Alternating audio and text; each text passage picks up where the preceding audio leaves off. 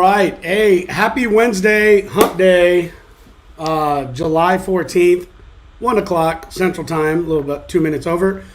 I am joined again by my co-host, Neal. What's up, everybody? Tower climbing, the energy today. Tower climbing grease monkey. Neal is in a great mood today. I just saw my sister. She drove from Vegas and she just showed up with my niece. They're here for girls' camp and doing some cool stuff. So they came by and say what's up. I'm Nice. Well, I have a cool can too.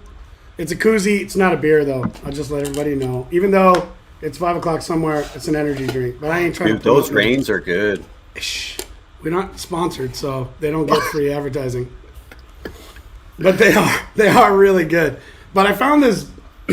Where'd my insert go? Oh, nice. Oh, okay. Took a picture right before you went live. Yep. Very cool. I was like, I'm on this show. So listen, if this is your first time, if it's your first time watching Lunch Talk, it's real simple. We wanted something to do during the lunchtime so we can feel busy.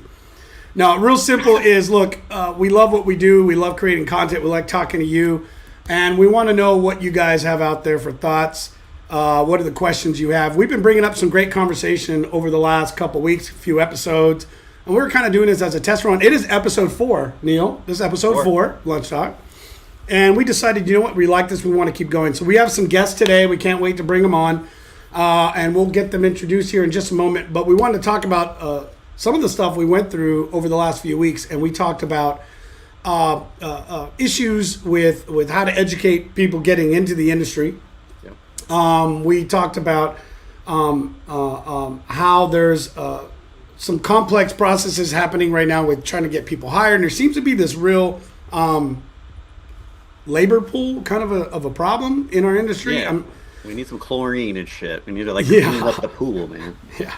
And so we've got some guests to come on and talk about a little bit. So let's go ahead and bring them on. So Shioban, Colleen, we'll go ahead and bring you in first. Welcome to the show.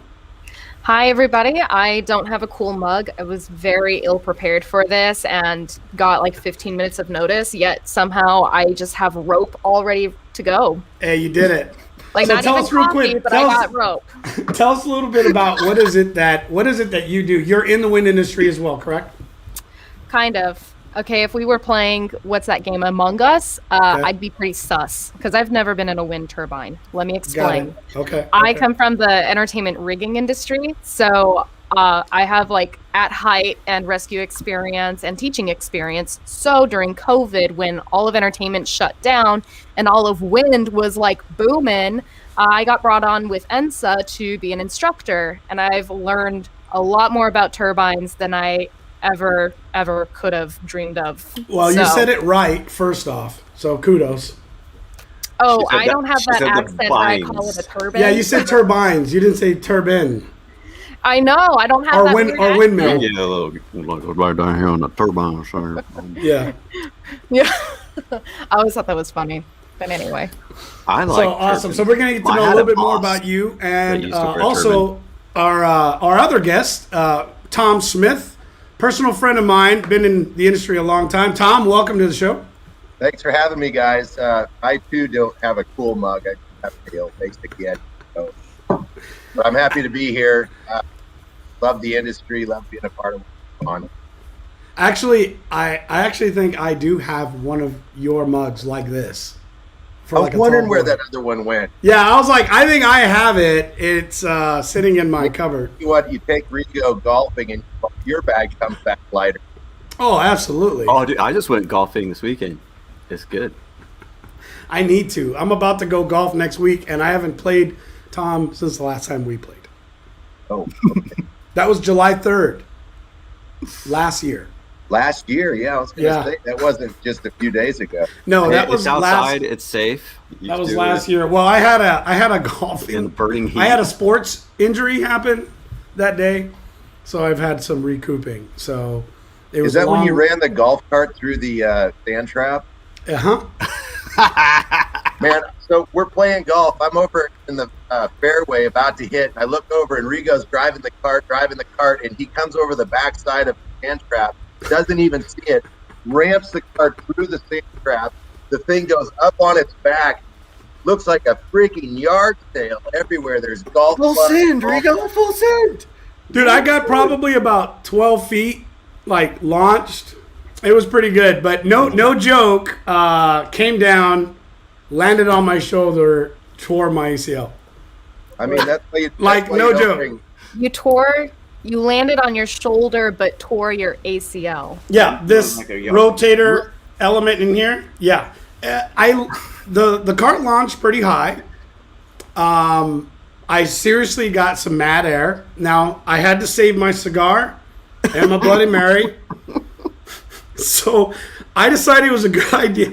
Look, man, Like everyone was- knows Rigo is a good time now. yeah, you Everyone have knows. to you have to golf with me and understand that we got rained out for like 2 hours. We were well into the bloody. We were on hole 14.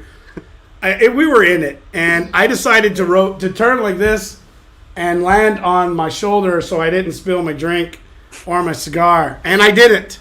I just want to make sure that is noted. So I've had quite a few trips to the sports physical therapist and chiropractor, and it's coming back. But yeah, Hey, Rigo, can you cue up some sentimental music? that's Donnie's job, and we can't get the stream deck to work. I got it. Here. Okay. Oh, there it is. Oh, did you want a symphony? Here. This. Okay. Oh, that's harsh. That's harsh. So Moral of the story is don't bring a knucklehead to a country club. yeah, that was the other thing too. It was like a really nice, prestigious country club. I'm looking around like, oh crap, nobody saw me, right? Like I don't want to get banned. I don't want to get banned. So, anyways, awesome, man. I'm glad you guys are here. So we had some interesting kind of pre-talk as we were getting in, and Shioban, when we were talking to you, you were mentioning a little bit about what it is that you're doing in educating technicians, and we were talking last week how there needs to be a better way of doing this. Why don't you share with us a little bit about what it is that you're doing and how are you doing that?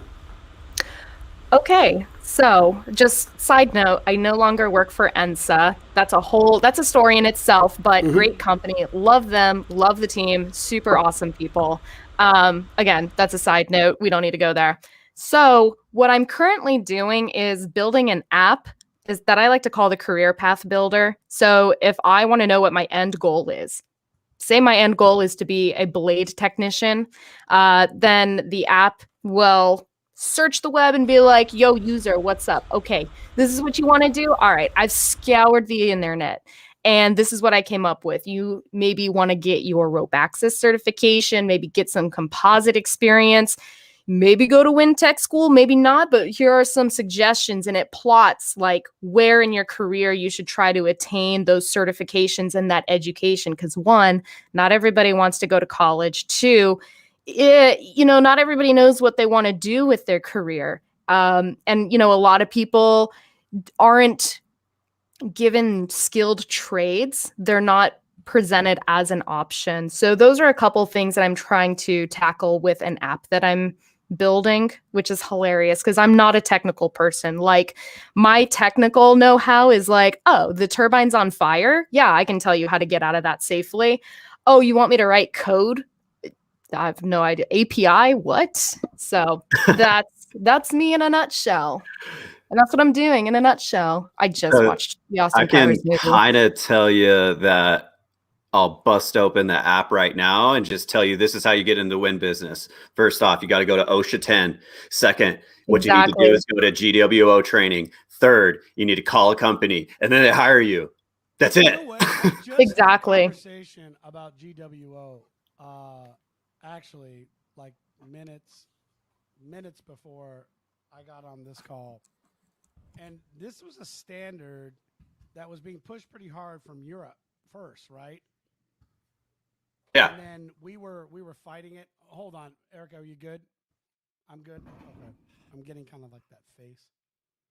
It's just your audio is a little low on my side. Yeah, Same. Super low. it's hard to hear you. How's that? No, so bad. Still bad. Okay. Still bad. Turn you up Test. a little higher. Higher. Higher.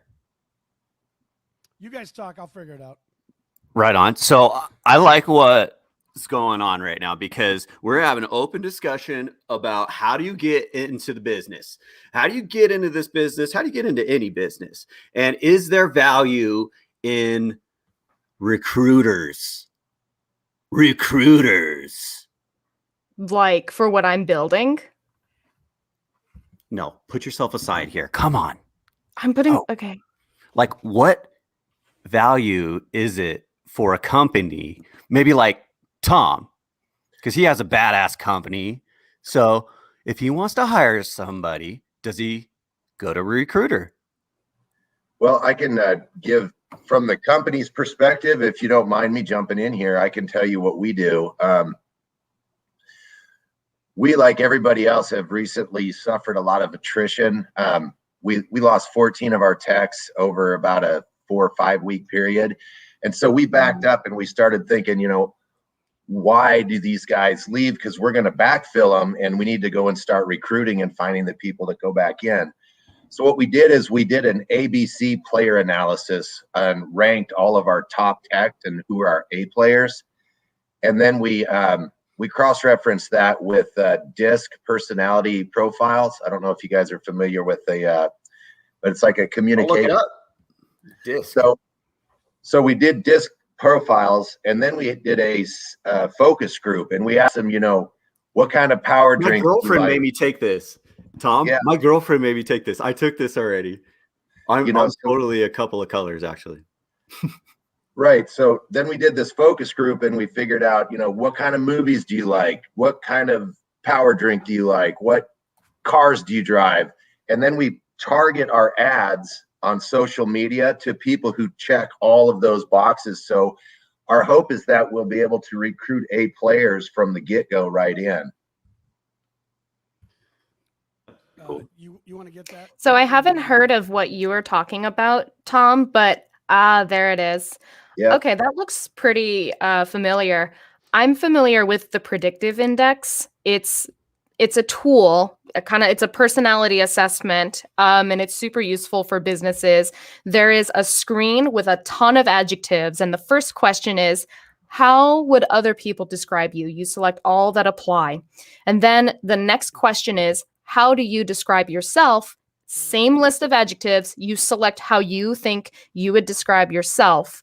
And then that's it. It just comes up with some assessment of how you like to work. Do you like working with a team, or do you like working by yourself? Are you a self-starter, or do you prefer to be given direction or more parameters? Things of that nature. So that might be a really useful tool for you as well.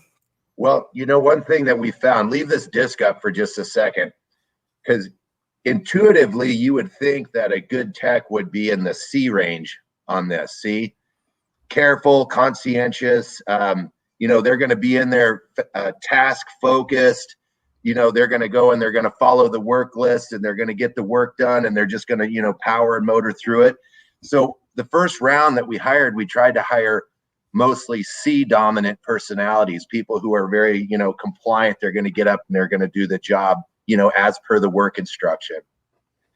Well, what we found is completely opposite end of the disc. If you look at the eyes are the inspirational, interactive people. They're what we found is that impulsive and irritating.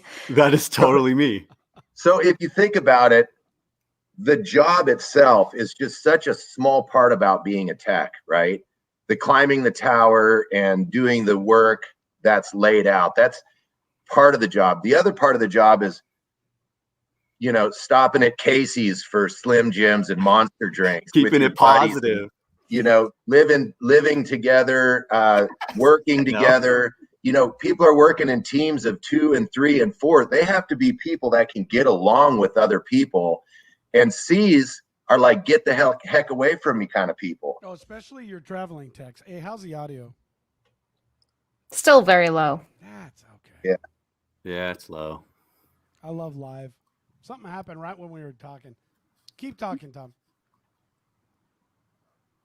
So I think that's all I had to say about that. But let's wipe the screen away, and I think we should talk about recruiters specifically, because I got a couple of gripes, man. So key this up. Key the. Maybe I'll grab my guitar and we'll like tell a little story here. I'm okay, ready to go. So recruiters are not very effective anymore, and they are taking too much money that should be going directly to the tech and not some preppy bullshit ass company that is taking money out of the tech's pocket. Nobody needs you. Nobody needs you as a recruiter. Get out of here. You know, it's just not necessary. So if you eliminate are you suggesting to eliminate recruiters from the equation altogether, or just to not compensate them as much as they are? You got to prove to me and all these other companies out there that you really know the job that you're hiring for. And then you can earn your money. Not that much, though. Now, if you have just the best Rolodex full of all the best people, and you're just super well connected, and you got an executive maybe that's pulling in $250 or more a year, I see some value in you. But come on, man. We're talking about technicians that they're already underpaying, and you're getting recruiters to do that? Mm-hmm. I felt so scummy when I tried to do that for like 2 weeks. Rigo, you remember that? Hell no. Not happening.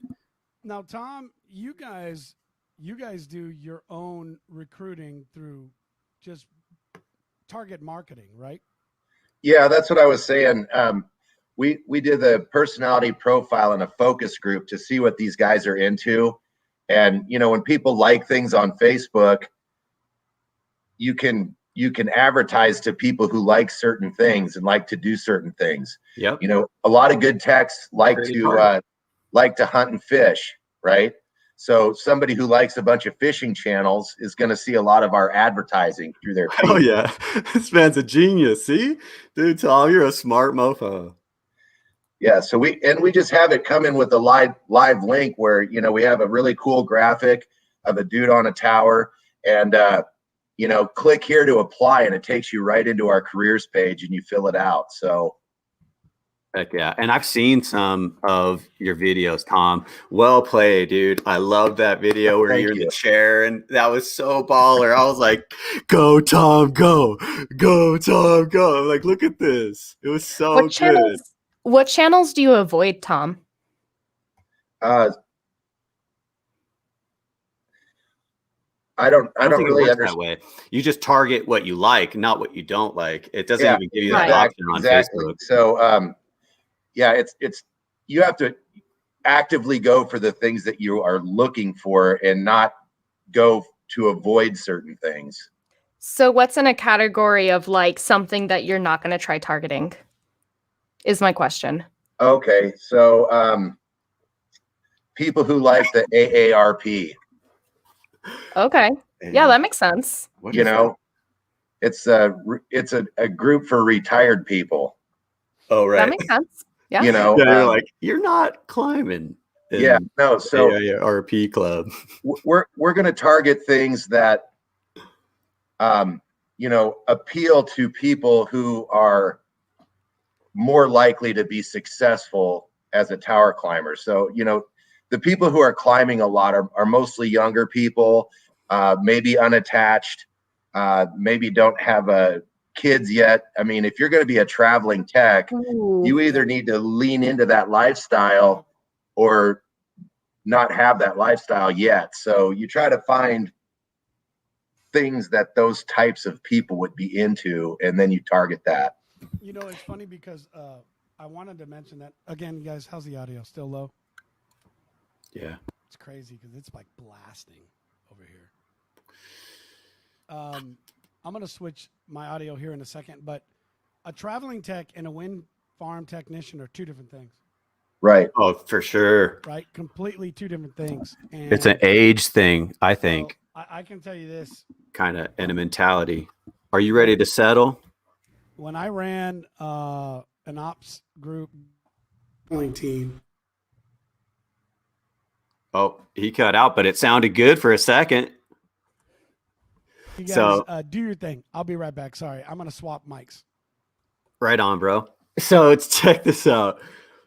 What he was saying is so true, because a traveling tech has to be like, just like hardened and like be away and like travel like across the oceans.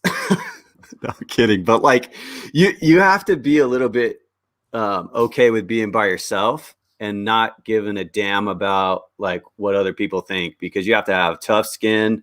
And I'll tell you this much, man, this industry will chew you up and spit you out, bro. Like that candle back there, that one's for a guy that lost his life 2 days ago because he was traveling and shit got rough. Okay. They found him dead in the hotel room. And this is a guy I worked with. So don't tell me you can't be tough as fuck to like do that. But then you have issues because you can't even like, you can't talk to somebody, you know, like shit's hard, dude. For this over-masculated fucking industry that people don't like give a fuck about. Come on, bro. Let's have some fucking sympathy. And this is the second one this year. Yeah. So what are some of the mental health like links that people can go to? Where can people in this industry get help?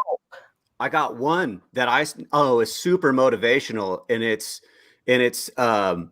Movember. Movember talks about mental health all the time. I'm always growing the stash, man. Just every November, but it ain't enough, man. I don't know. Well, It's you know, hard. now here's one of the things too. We have what, a 35, almost 40% ex-military are the biggest technicians. And here's another thing that I don't think we talk about enough, but how many of these guys are already dealing with certain areas of depression coming into it? And we've got a platform that puts these guys out there alone. And, you know, Seth just dropped a comment. Road life is not for everybody. That is the absolute truth. I can't tell you how many guys we'll hire in the past where I bring in and I talk to them about being a road tech, and like, oh, I can do it. Man, I spent more time as a counselor for marriages, for kids, because these guys are on the road so long. And I would have to explain to them, listen, have you ever been on the road? Yeah. Well, I've done this and that. And I'm like, no. Have you gone for months and months at a time? Tom, what do you got? I know you're experiencing this right now, right?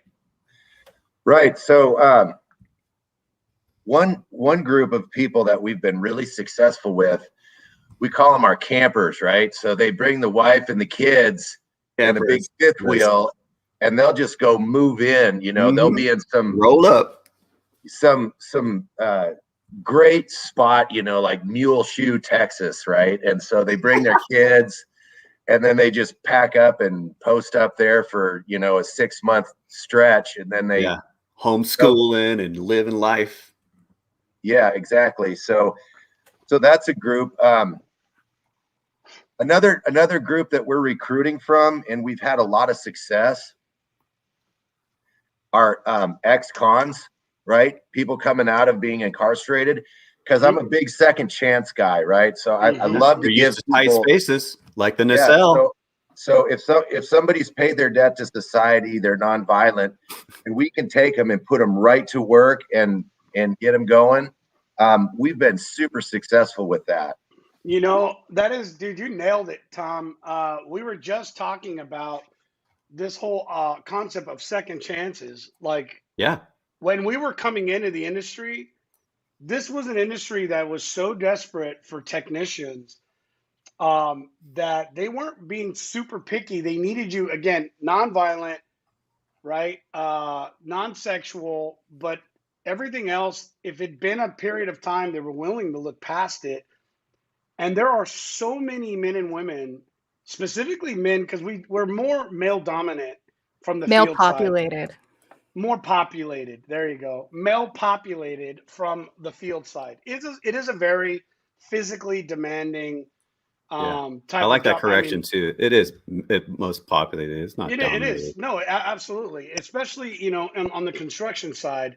And for anybody who's been on these projects for 6, 10, 12, 18 months, I mean, 6 days, sometimes 7 days a week, you guys know what I'm talking about. Late nights, cold winters. You never build a wind farm in perfect season. You're always doing it in the middle of the winter, in the middle of the most godforsaken country. And you do, man. And this is why, That's so right? funny. That saying is funny. But you sit there, and this whole industry has given so many people an opportunity at a life that they would have never had otherwise. Tom, I love that. I love that you guys are doing that, man. I love that. We've got some comments coming in. I love that comment. So I'm trying to. Yes. Yep. No, you know what? That's funny too. We did a lot. I mean, one of the things I could say that managers are probably missing, and I'd love your guys' comments on this. How much do you think we could be doing better with the technicians, as we talked about, folks that are, I mean, sadly ending their lives or struggling out in the field, if as employers we gave more education, diet, exercise, right, counseling, that kind of, and I don't mean like we're offering and giving, because it's expensive, and the profit margins in our industry, I'm sorry, but unless you run a business and you don't know and have a comparable, our owners want more and more, and they want to give less and less. The builders want more and more, and they want less and less. I can take that same technician that's building a wind farm and I can put them in another industry and make 20-30% more profit. Am I lying, Tom? No. Like, it's a tough industry, and we're having to really perform at high levels, and it's very expensive to run these businesses. There's not a lot of room for error. So by no means am I saying that employers need to be giving. No, that's a factor though.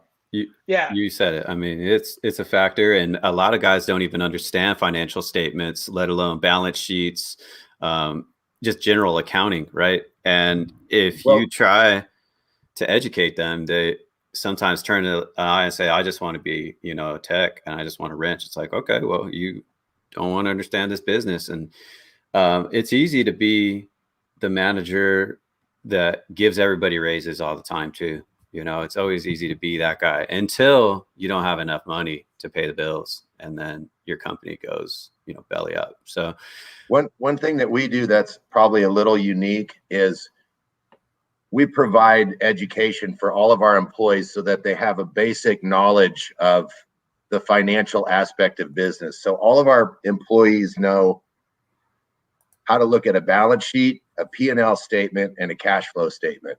And then quarterly, we publish to all of our employees our full financials. We're full transparent. So all of our employees know what the top line is, what the bottom line is, what their contribution margin is to the overall picture.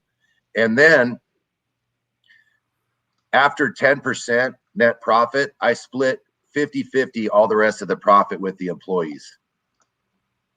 This is Tom's website, and I'm not kidding you, man. This thing is awesome. So anything you want to know. I love their video. I'm not gonna lie. When Tom shot that, I was like, heck yeah. So you can go here to careers, and you can join their team. They've got 3 open positions: bolting service project manager, mobile repair and calibration technician, which is my favorite. Dude, can you make me an honorary mobile repair and calibration technician and hook me up with all the calibration shit? I will rep your company all the little long day, dude. The pitches are happening. Hey, happening. Man, Neal, bring your road show through Wichita and we'll hook it up. Dude, we'll go live. Hey, Tom, we're gonna have to go. We'll have to do an ATF live, and we'll have to do a road show on the. We're already talking about that, but Shioban, why don't you take a second, plug your cast in? You do a podcast, right? And you do some live stuff as well. Yeah, I do. My live stream covers a bunch of different industries, and I do have a live stream where we talked about getting into the wind industry, and we talk about tech, we talk about entertainment, we talk about all kinds of different things, again, to help high school students figure out what they want their path to be. But in my live streams and in my podcast episodes, mental health and wellness comes up as a topic all the time. It's such an interesting topic to talk about, and every single industry has, I mean, they have it. They have different ways of handling it. So, I'm really glad that we are bringing all this up, especially the resources. I was teaching a class, one of the last classes that I taught.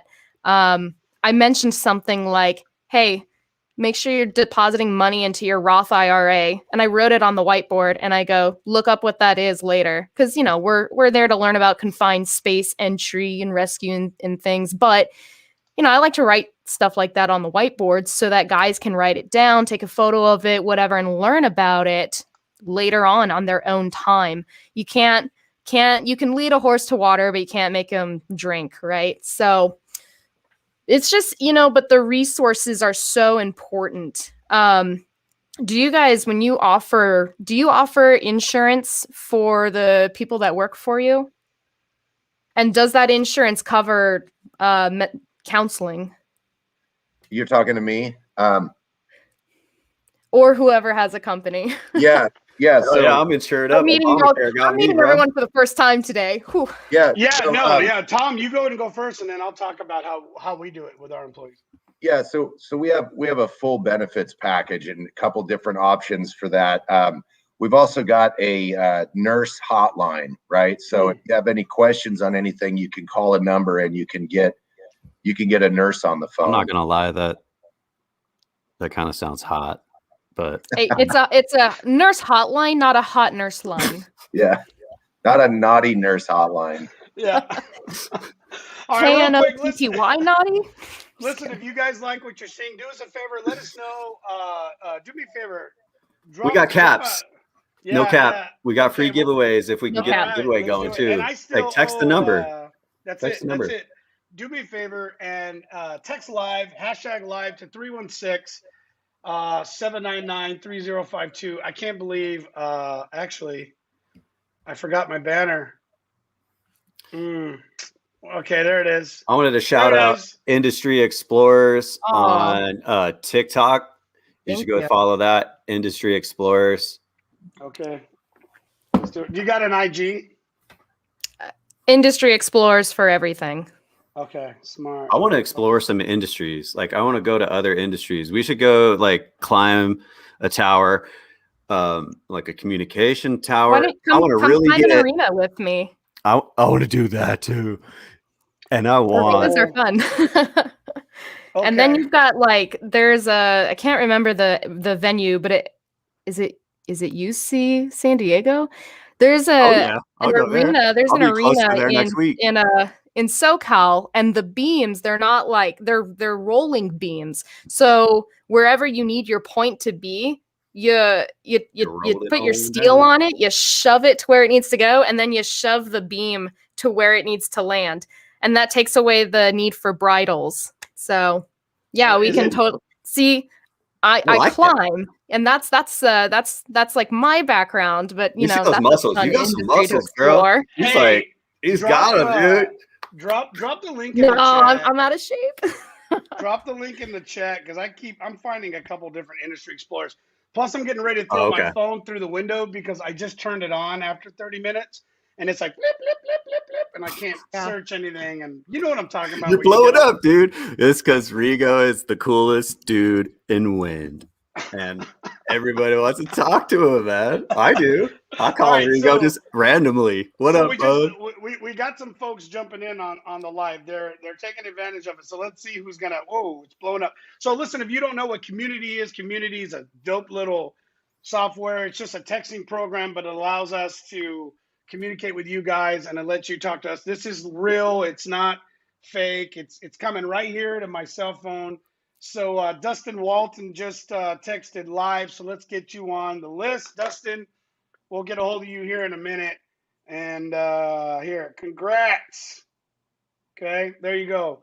So do me a favor, text hashtag live. Live will work too. We'll see it, but better just hashtag. It'll put you in the group. We're gonna let you know the next time we go live. And not to mention, this is a good way for you to communicate with us. What do you want to know? Who do you want us to talk to? What are some of the things you want to hear about?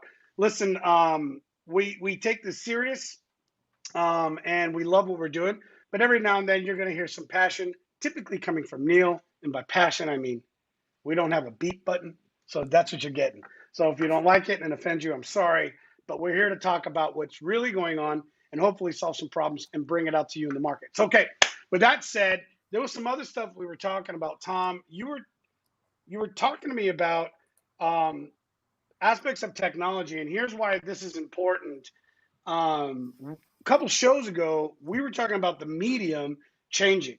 Okay, so with American Clean Power and other groups like that, making decisions, good or bad, but they're making a business decision, because that's what it is, that they're not going to run their in-person live events. And I said something to this statement, and I think what you're about to talk about is important, but you cannot continue to starve a market from a way of building their business, networking, without something else taking its place. And technology is the number one thing in our era that continues to find a way to replace what's already existing. And I think the best example of that was what I saw from McDonald's as the first when I was in Europe, and I saw it here when employees in different places were trying to make a minimum wage job level entry position become a living wage job, and they forced the companies to raise the wage. What did the companies do? They found a kiosk to replace 4 employees. And now you go to most fast food locations, they're operating with minimal staff. I'm seeing this in supermarkets now, where you go to the grocery store, you're ringing up your own stuff. It's running it down a conveyor belt, putting it in bags for you. I'm overly impressed, but I'm sitting here with one of the large grocery chains in our area here in the Wichita area, and I was talking to the manager about it. They had 180 employees pre-COVID. Now they have 55. They've replaced their entire front, 80% of them, with automated machines. They'll never need to hire these 130 employees back. So basically, 130 employees. What Rigo is saying is if Clean Power doesn't step it up, there will be a replacement. And we've got some industry explorers on right now that could explore the industry. So let's do it. Right. Yeah, so the number one growing market the number one growing labor market is actually for wind field service technicians. They're number one. And then the following within the top 10 category are in medical fields. So if you are one of those who has been replaced by automation, or you fear that you're going to be replaced by automation, or you haven't entered the workforce and you're trying to decide what career to pursue, medical is a great option. Clean energy, sustainable energy, anything to do with wind is another great career option. And for what I like to tell students is you're not going to be a manager right out the gate. And if you go to college and graduate, whether it's from a trade school or 4-year university, it doesn't matter. You're not going to be a manager right out the gate. You need life experience. So take those entry level jobs. And if it says you need 2 to 3 years of experience, I'm sorry, school is experience. You are learning how to do the job with whatever major you are focused in. So that's my little rant for that. And then as far as automation goes, good luck like having a robot replace the nitrogen tanks, right? Like, is that going to happen? Probably not. Are drones going to replace technicians? Probably not. Automation. They are. Well, not for all tasks, right? No. Neal, what's your question? What platform? No. First off, I couldn't hear Tom, but I don't know. I was asking Oh, about. no worries. Well, there's No worries. there's another aspect to automation, and that's working with or partnering automated tasks with real people to get more done in less time. So that's one of the things that our company is really focused on, is leaning into making a digital twin of a physical hands-on activity, twinning it out. And then what we're doing is we're searching out specific processes that are manual or paper-based, and we're trying to make a digital twin of that and then eliminate the first piece of it. So I've got a couple of examples. Rigo, I sent you that PowerPoint. Could you pull that up real quick? So in just stupid little stuff like, you know, these techs, they've got a lot of training and a lot of certifications, and they've really invested a lot of time and money to get themselves brought up to that level. But a lot of them are just walking around with a wad of papers and little cards in their wallet to prove it. And we said, you know, this is a really stupid thing. So what we did is we put a software platform together where you can upload all your certificates and all your training guides and everything. And then you can put a QR code on your hard hat and you can scan it and get all of your stuff. And then you can forward or text all of your stuff. I sent the Is this PowerPoint. Is this the O data, or is this the I type? Hey,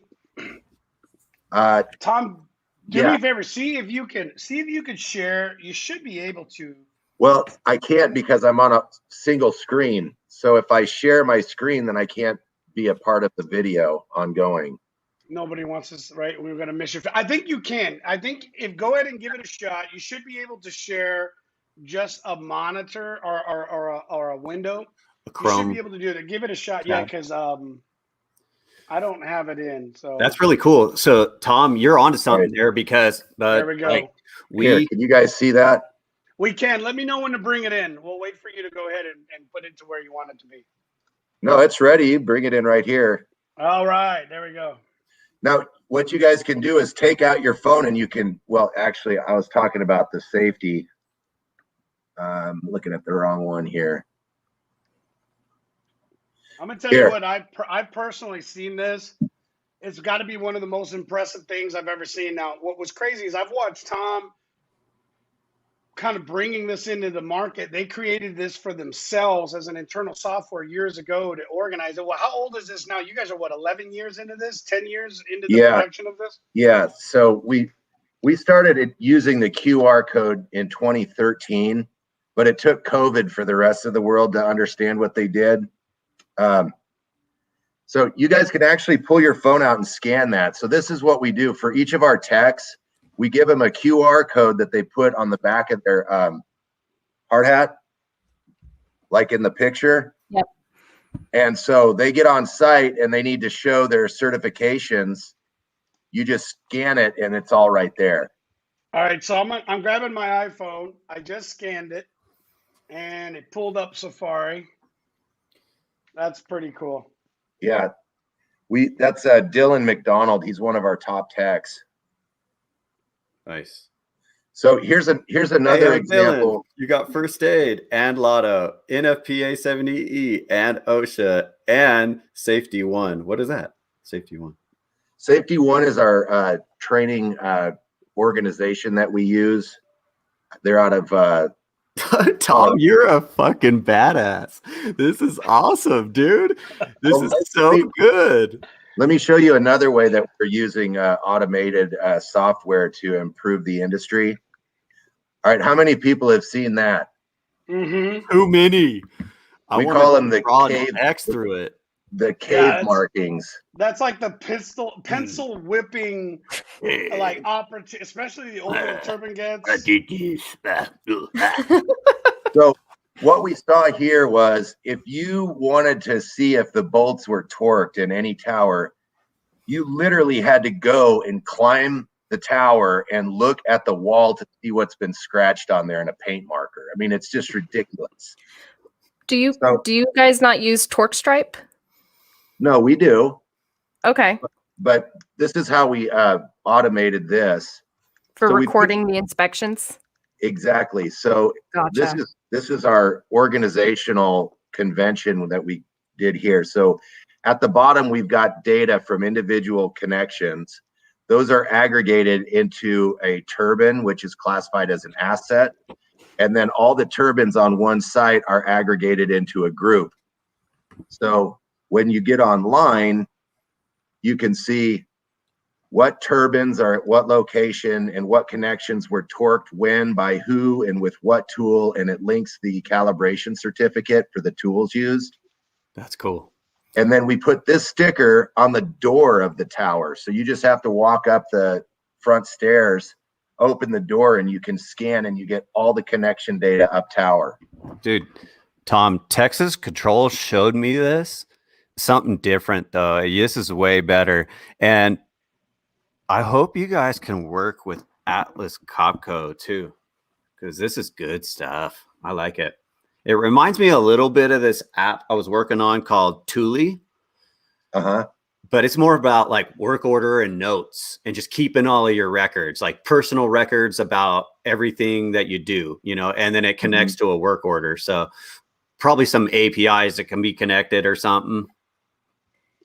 Another good one for like work orders and task tracking and even equipment tracking, such as for any fall protection gear, is JGID. It stands for Just Get It Done.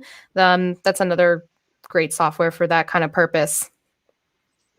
I think the biggest thing that I like when I look at this is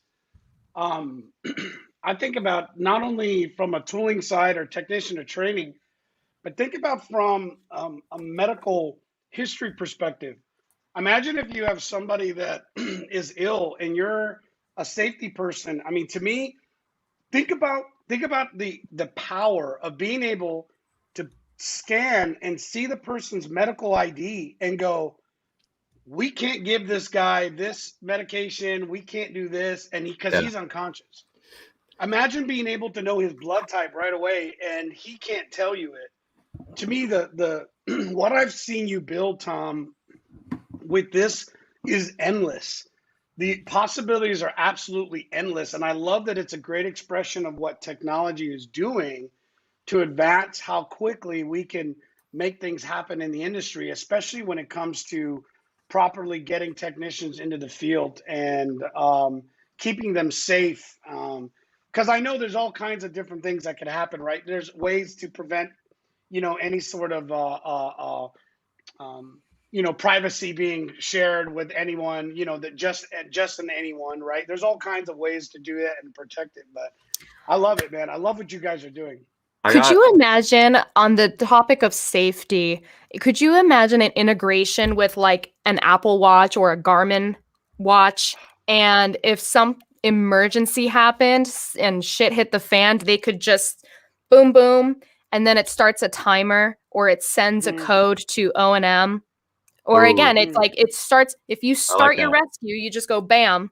And then you've got your watch just records exactly when you started that rescue or exactly when that emergency situation began. Yeah. You know what's crazy is that there you go, an integration. Let me talk about like some serious integration. Can you guys hear me okay? Yeah. Yeah. All right, let's talk about some serious integration. So basically, we're just becoming cyborgs, right? Like, let's be the best cyborgs fucking possible, because we're gonna like monitor our heart rates. If anything goes down, we'll be like, oh, check down. We got to go save his ass because his fucking EKG monitor is like, popping off or whatever. And now I got like these electronic arms, and I'm lifting up big ass things that are like bolting shit, dude. I'm telling you, man, future is coming, man. I'm telling you, man, dude. The robots are coming too, bro. All right, I know that you're talking tongue in cheek here, but you're really hitting on like a massive concept. Are you guys familiar with Industry 4.0? No. We're all looking it up right now. Hell yeah. Yeah, we are. We are. So the first industrial revolution was steam, right? Yeah. Then the second industrial revolution was the assembly line. The third industrial revolution was data, right? The fourth is coming right now. We're on Industry 4.0. It's the latest revolution, and it's automation based on data, right?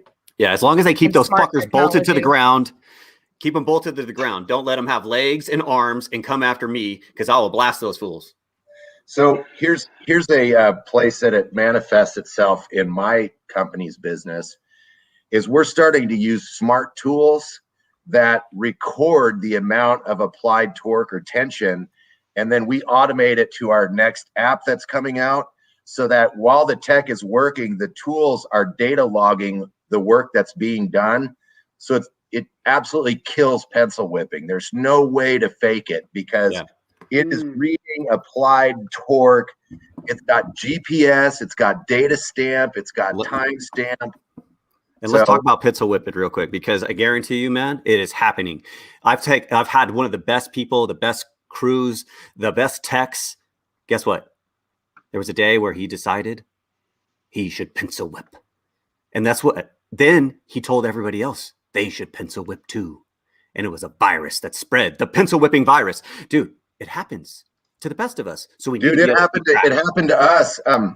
We had two knucklehead techs that they drive out to the tower and they just, I don't know, kick rocks or something. And then they say they did the work and they came back. Well, we went back and had to fail an audit. So we had to redo like 30 something towers. I mean, you talk about an absolute profit killer.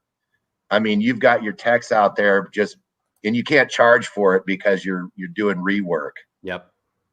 So yeah, it's a problem. If you guys haven't seen Tom's vans, they're the shit. We used to use them in Milford.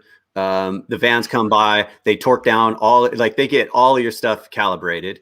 And if he doesn't have access to whatever he needs access to, they'll get it, man. They got everything. And those guys are tough SOBs too, man. I mean, that's a certain breed of person to be out there to calibrate all those tools and go site to site to site, man. So they're road warriors. Yeah, man. Yeah, I like it, Tom. You're doing good stuff, man. The latest that we did for calibration is we developed a mobile laser shaft alignment tool calibration system. Shut the front door. Yeah. Really? Yeah, it's totally cool.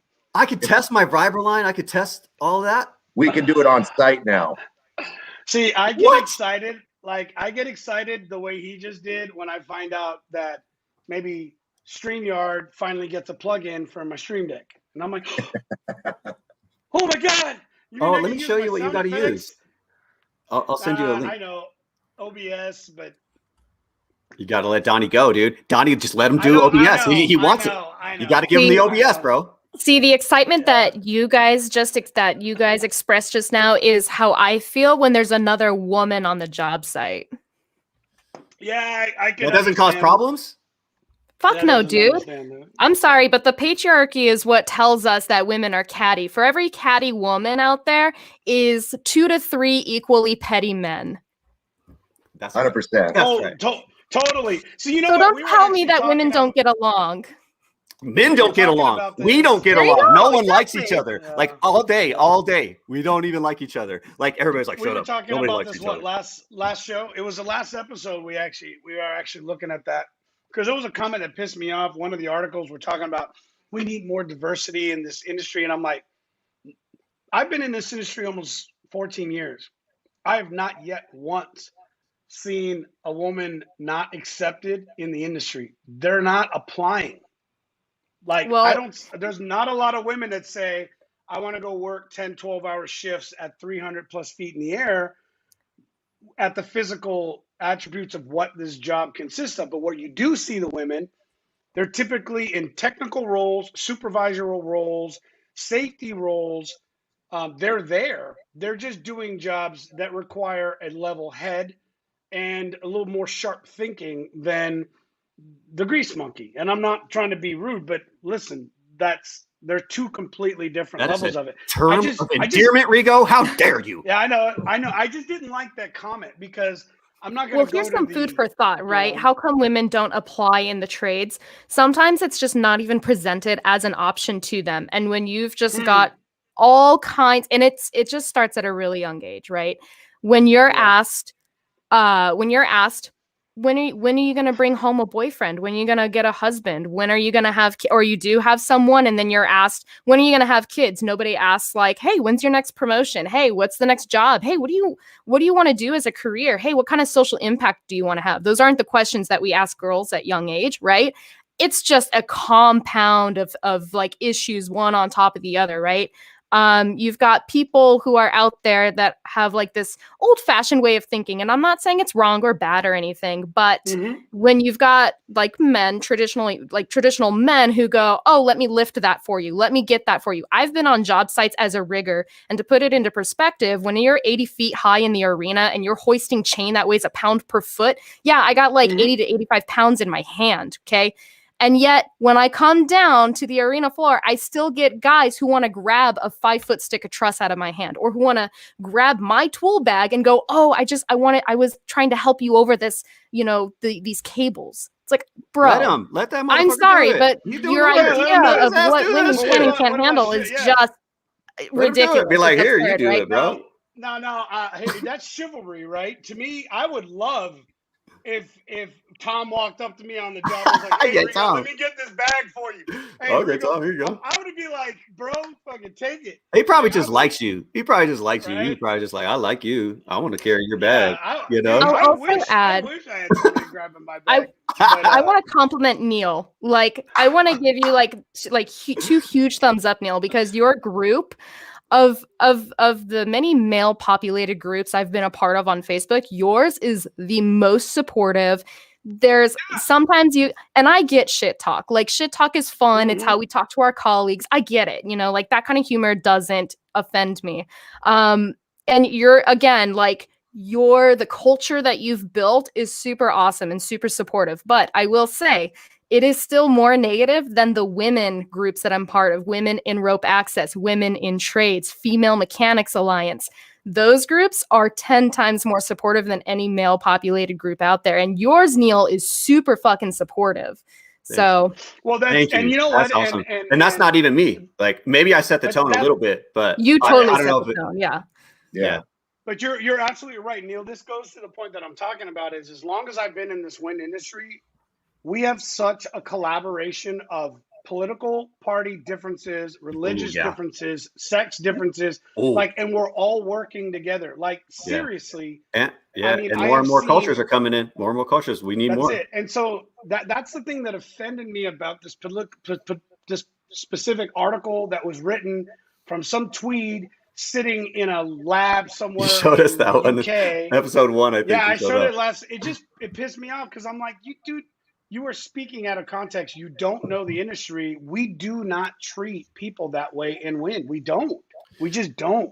I can't say though, Rigo, like, I mean, honestly, personally, I've gotten like probably a dozen Snapchats from girls who've had issues on the site. So like, there is stuff going down, I'm be honest. There's always stuff. There's always stuff. There's always stuff going to happen. Yeah. And I mean, you have the same thing with dudes. I've watched it. I've watched bullying happen.